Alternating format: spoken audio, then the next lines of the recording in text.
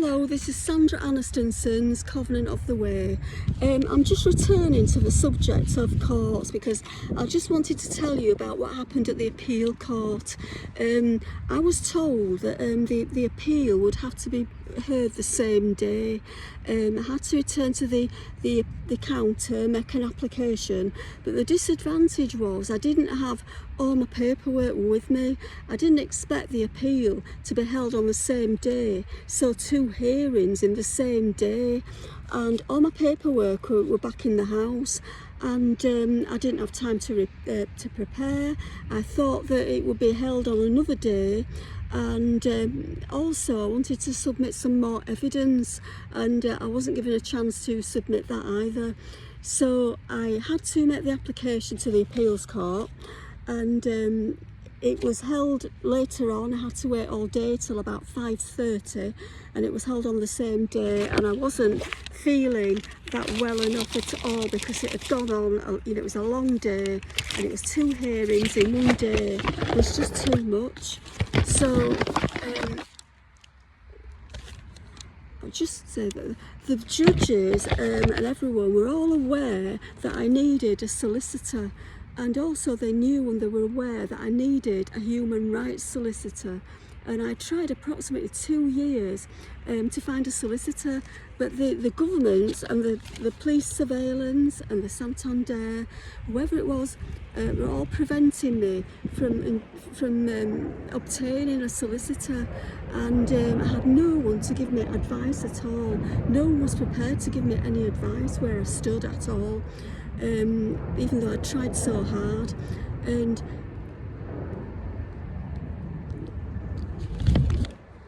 what the problem was is that I needed a solicitor who would be able to combine the housing situation with the human rights situation solicitor, and I don't think anyone was prepared to actually do that, and I was finding it really hard, and I was getting no advice. No one would give me advice on the matter.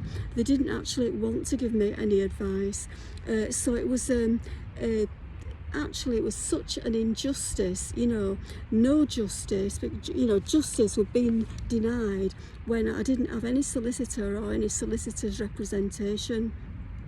So during the court session, I actually heard one of the judges say that, the cost is adding up with all these court applications, so that is the reason why they was trying to deny me justice, because they're just saying, well, it's just a matter of the cost, so you can't have justice and you can't have a solicitor.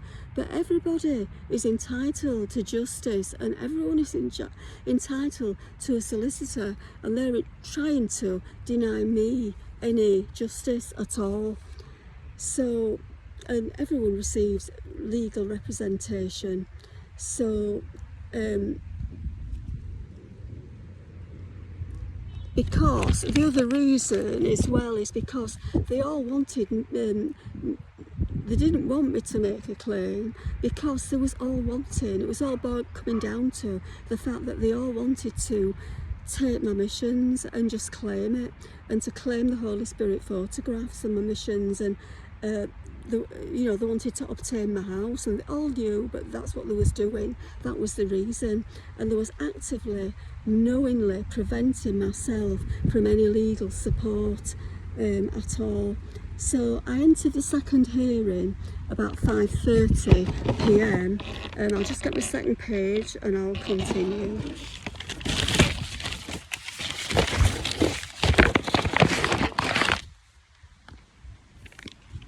And excuse me, I had been there since 7 a.m, and I'd spent 8.5 hours in the courts from 10 o'clock till 6:30 when it ended. And I entered the High Court, room, and I could just tell as I walked in that the decision was already made before I'd even gone in. They were just purely going through some kind of procedure. They'd made the decision that was already made, which wasn't justice, and it wasn't a proper hearing, a proper appeal at all. They'd set up a link with Santander, and I'd felt so ill that I couldn't even concentrate after all those hours as well.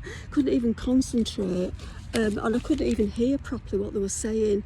Almost everything they were saying, I remember something saying to the judge. I just remember saying to the judge, I need more time to pack, and I have no accommodation, and that I had no time to prepare my appeal, and also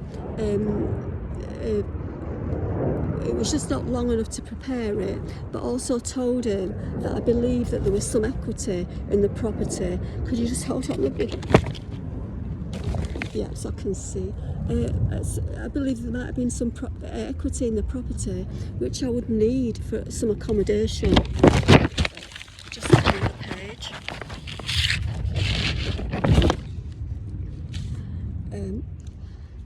And I had with me some of my Holy Spirit photographs, and the judge said he wanted to see them, so I showed him them. But then after he'd seen them, he just said, right, the appeal's refused. So the appeal was refused, but the decision was already made before I entered. I could tell that. So I'll just get the last page.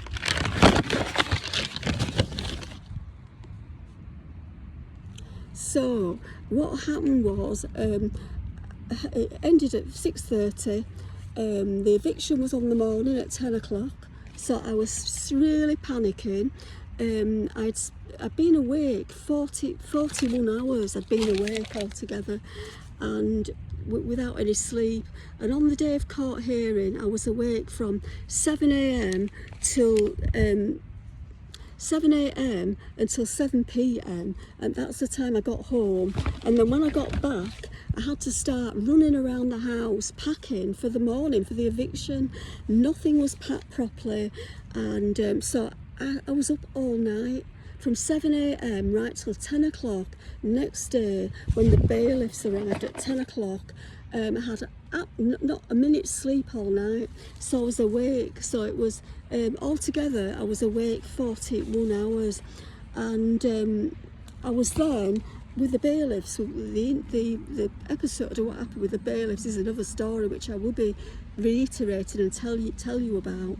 But I was put out on the street immediately. I wasn't allowed to get my handbag or any clothes or my debit card or my iPhones or anything, just left, and they were just blocking me going in to get my money in my handbag that was in the living room on a bed ready to take. They wouldn't let me have it, and I was just put out on the street from 10 o'clock, you know, when they arrived, and I was awake from 10 o'clock right to when they arrived, right till midnight that night, where I managed to I had to find somewhere to sleep, and I had nowhere. So then I had to spend the whole night in a car park with no accommodation, no warm coat, no phone, no shoes, proper shoes, nothing, no money, and I was there from 12 p.m. right until next morning at 5 p.m. and I'd only had about 5 hours disturbed sleep.